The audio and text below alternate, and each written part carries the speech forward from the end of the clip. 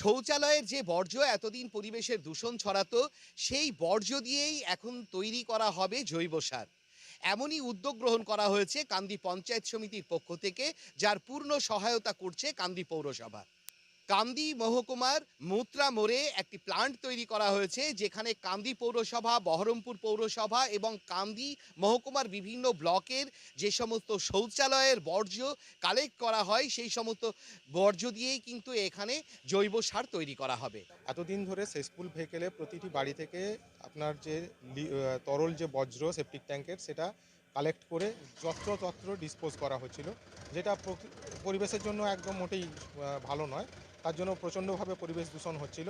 সেটা একটা সঠিক ব্যবস্থাপনায় এইখানে কান্দি মিউনিসিপ্যালিটির অন্তর্গত ফিকাল স্লাস ট্রিটমেন্ট প্ল্যান্টে প্রত্যেক দিন 20 কেএলডি মানে 20,000 লিটার তরল বজ্র প্রক্রিয়াকরণ করা হবে। আমরা এরকম একটা ট্রিটমেন্ট প্ল্যান্ট এখানে রেডি করতে পেরেছি।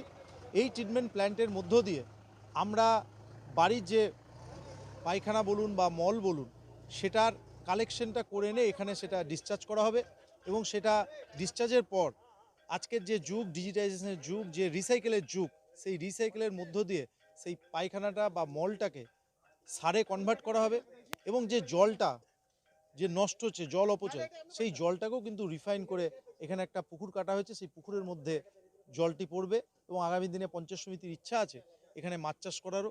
গ্রাম বাংলার মানুষ তাদের পায়খানার চেম্বারগুলো ভর্তি হয়ে গেলে কিছুতেই তারা পরিষ্কার করতে পারে না।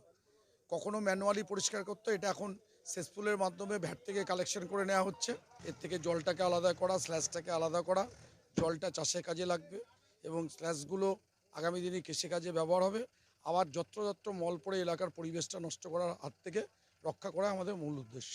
আমার শহর কান্দি থেকে অভিজিৎ ঘোষ, কলকাতা টিভি।